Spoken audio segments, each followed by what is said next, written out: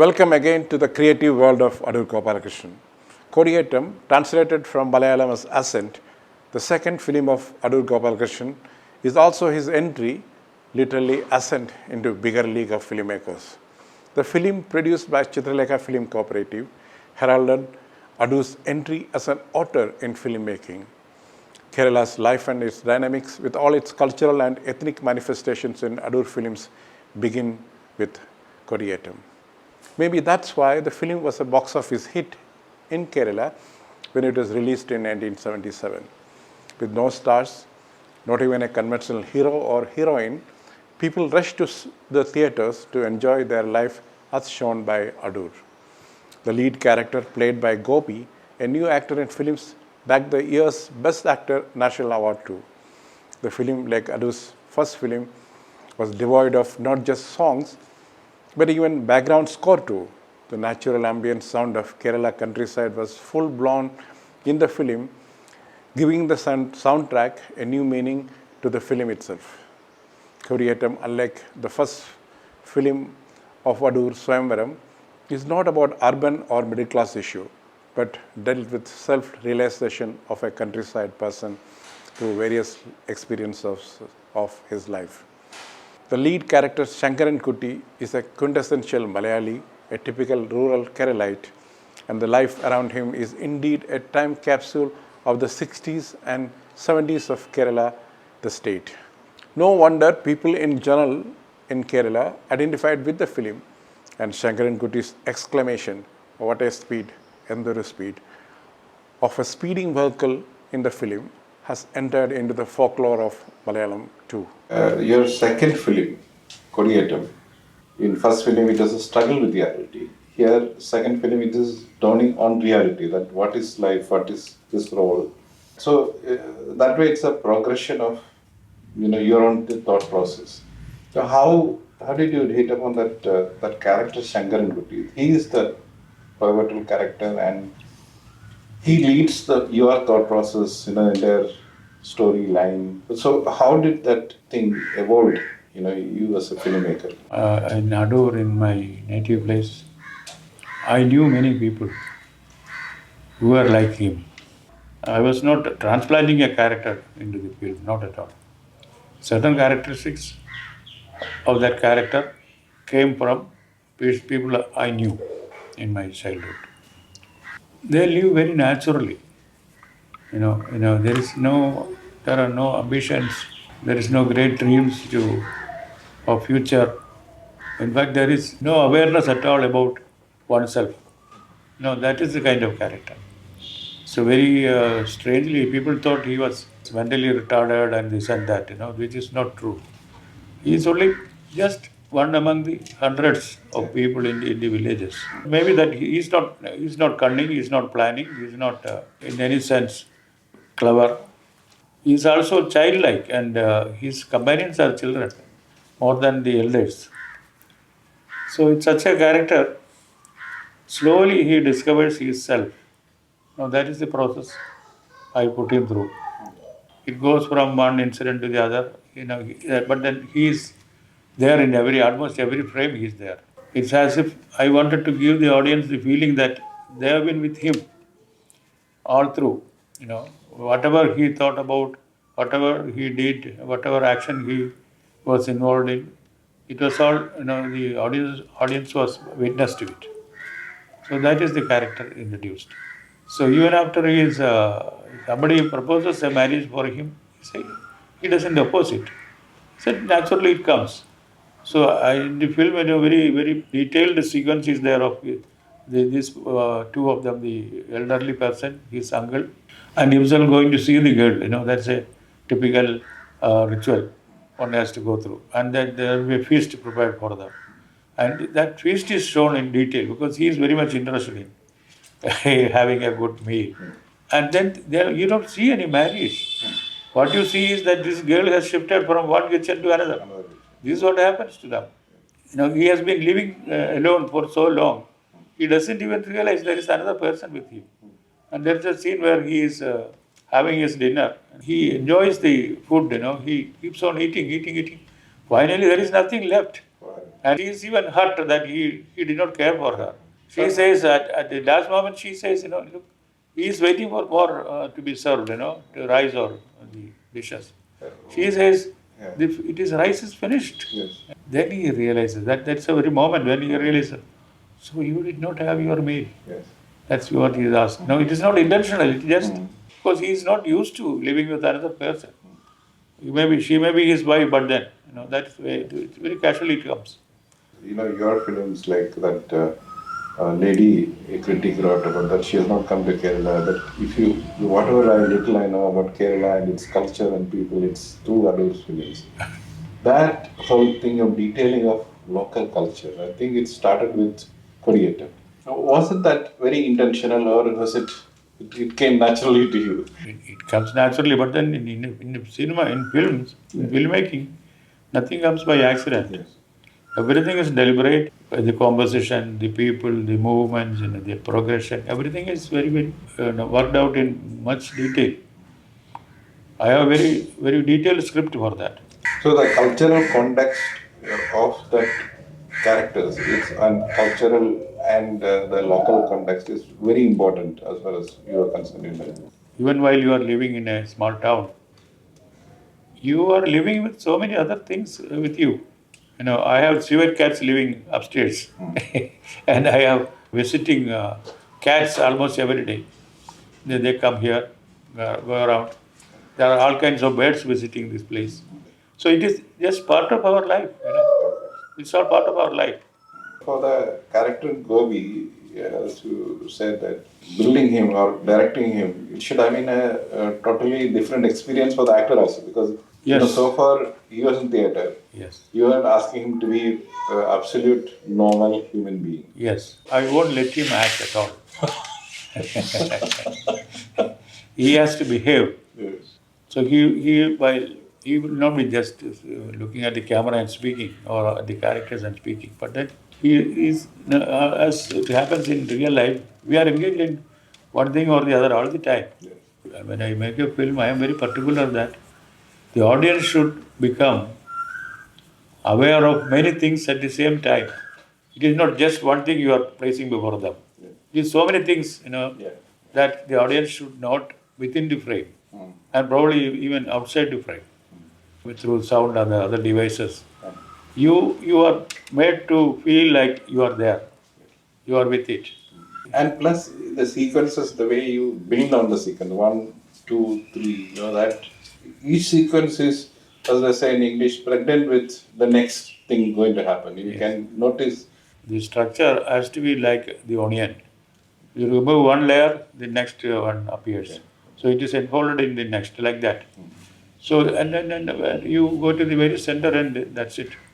That way you are also feeling the personality of Shankaran Kuti. He may, for all intents and purposes, he may look a very sluggish person. But here is a person who is preoccupied with speed. This is very important. So in the beginning, he is on his foot, going around and all that. Next, you find him on a bullock cart. He's just taking a trip in the bullock cart, open bullock cart. And then he's amazed at the way the truck is just passing by, even when it splashes mud on him. She is worried. Look at what happened. He says, "You can wash it. What is there? They can wash it after all." But he enjoys the speed. Yes. And that's why he finally lands up as an aid as a cleaner to the driver, the truck driver. It's like a spiral, it just goes around in the beginning, then it is winding upward, and then it reaches the peak. That is the treatment. Though it's a very, as you said, very common person, the way you have put it, it's like it's a study of a countryside man's personality, how it develops over a period of time with life experience. That way, Shankaran Kuti, hits the bullseye with audiences and all. I think that could be the reason, despite, as you said, the hero with the bald head, that audience celebrated it. When the film was completed with Gobi, whom nobody knew, and every theatre person manager or owner, whatever it is, they invariably said, who will go to the cinema looking at this face? He is neither charmingly beautiful or anything, neither is he young enough to be seen as a hero.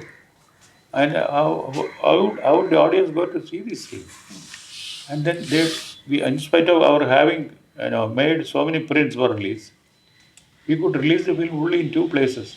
And even before release, it was supposed to be a flop because you are a known actor, and then there are no songs. All the regular commercial trappings are absent. So it was already presumed. But what happened surprised everyone because after the first show, just the double in number. Came to see the second show, third show. In 3 days' time, the news spread all over the state. And those people who refused to take the film, they were asking. There are calls from everywhere. And it had a big run, like a regular commercial film. And it ran for 145 days in the small theatre in Kottayam, Asha Theatre. Asha. So that made history. And the film made so much money. This film was practically made without any money. Yes. Just somehow managed it. And then it was sent to the Madras for ABM was our lab. The negatives were taken to lab, and then for the next 1 year, you wouldn't believe it, next 1 year we didn't go back there. I was very scared of those people asking for the processing charge. We did not have money to give them. So we did not go there for 1 year. After 1 year I went. What happened was, I had completed this film on Idukki project. And I was shooting it for 8 years, right from the beginning of the Idukki from that time to final completion. And Indira Gandhi was coming to inaugurate it. So MN had this idea that on that day of inauguration, we should show this film, completed film, in all the main centers in Kerala. So we were asked to complete it and do it. So we told them, and we told them in the government. So we had quoted a very small little money for making this film. So you have to enhance the payment, which they agreed. And so many prints were to be made, and there was some marginal profit on that. So I went to Madras, completed the film, and made some margin out of it. With that money, we completed Kodiyettam. We were shooting on location some of the very important village festivals in village temples. Since we did not have the money to get Ravi Verma from Madras, so I have shot all the festival sequences myself, both in the night and day. One advantage was nobody knew Gopi, so he could mix with the crowds. And I was hiding my camera and then waiting inside a shed and shooting the whole thing like that. Actually, the structure of the film is that of a village festival. There is a slow progression in the nature of the festival, and it's climaxing in the fireworks. With the fireworks, yes. The same way, he is going around. It may look like it's a static situation, but then there is a development within. Yeah, it's a slow development within, and it is upward. And then he reaches the point where the two of them want each other, and then there's a union. Yeah. So it is almost like a village festival. Slowly building up towards fireworks. Yes. This doesn't have any background music. No, I'm told Ray asked you, why did you not, after seeing that, why did you not add some bit of music? Now, the very interesting thing was, nobody in Kerala, the Kerala audiences, did not even notice that there was no background score. That's what happened. And Ray, of course, being a great filmmaker, he likes it very much. That is our first meeting. Yeah. And that's the first film of mine he saw in Delhi. So he started laughing loud in the hall. It was in that army divisions, photo divisions, small theatre. It's no more there. Yeah. He said, "Come on, we'll talk." And we went back to the Ashoka where we were all staying. And in the foyer, we were sitting together, and then he was asking me this question first. why didn't you use any music in this? I said the music would have wrongly put him in a very special track. But this man has no tracks. He is just a free person, flying around. So I did not want to endorse anything like that. So that had no place. Then he said, if you use music very sparingly, it will have good effect. I said, of course, I agree with you. And my first film did not have much music. It was very sparing use of music, M.B. Srinivasan's music. So M.B. Srinivasan used to, after Kodiyettam, he used to tell me, now what is this? You are doing away with me. You are doing. you don't want music for your film. I said only this film. This film did not require any background score. So that decision not to have any music came before or when you saw this thing? It grows with you. When you are writing the script itself. You realize. Yes.